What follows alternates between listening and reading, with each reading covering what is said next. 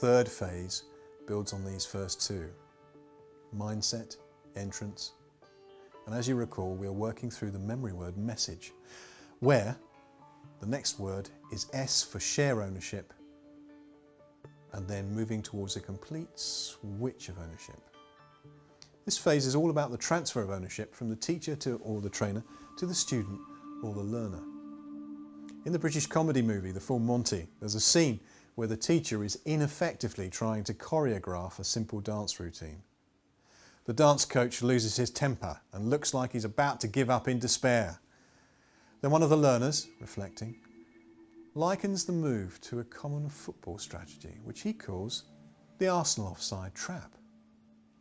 This use of an analogy captures the imagination of the rest of the learners, and they execute the dance move perfectly once they think of it as a football tactic. My point here is that there was a sharing and then a switching of ownership. The moment the learners put the content into their own words, their motivation and engagement levels became higher. How can we achieve this in our training delivery? Well, the rule is simple. Anything a learner has to mentally process begins that transfer of ownership. In an age of multiple processors, our minds can be said to run on an intelligent septian processor, a sevenfold processor. It's as if we have 7 core processors that help us understand how something is relevant for us. The information comes in through our senses, but it still may not be comprehensible. This phase is where we grasp the relevance for ourselves. There are 7 ways we process and thus own new learning. Logic and reason. When we think about the logical flow of information or an ideal through to its conclusion, we're using this processor. So let's call it our logic processor. The language processor. This is where we take information that has been presented to us and we reword it in our own terms, as in the movie. 3D processor.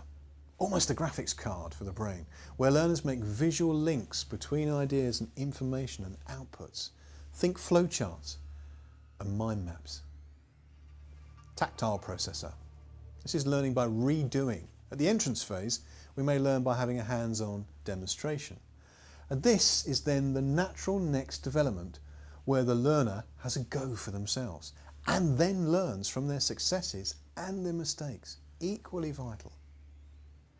Social processor, integrating the learning by dialogue or debate, asking for help and clarification. Reflective processor, taking time out to reflect on how the learning could be relevant for their perceived needs and applications. That eureka moment when they go, yes, aha. Musical processor, my favourite, almost the sound card of the brain, where music is given an associative meaning to link to the learning. Consider how, for example, many adverts depend upon the association between a great piece of music that they know you're going to love and a great product. Now you might be thinking that the social, reflective, tactile, language and 3D processors seem very similar to the frame and format concepts we met during the entrance phase. And you'd be exactly right. But there is one major difference. The main difference is in the who is doing the doing. When conveying fresh information during the entrance phase, the process is trainer or teacher driven. You decide how to layer the senses. You decide when there will be a discussion or a time for reflection. You decide when to provide detail and when to build the relationships between the learners and the value of the content.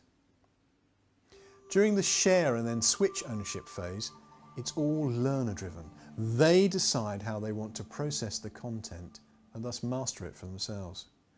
Your job is to provide the opportunity. In practice, this means providing a range of activities for the learners to choose from in order to deeply understand and apply the core learning for themselves. Let's give you some examples.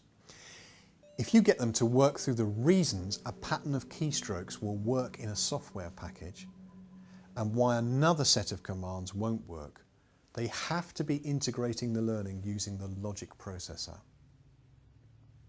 If you let them write out their own set of instructions for certain key features or applications, they will be activating their language processor.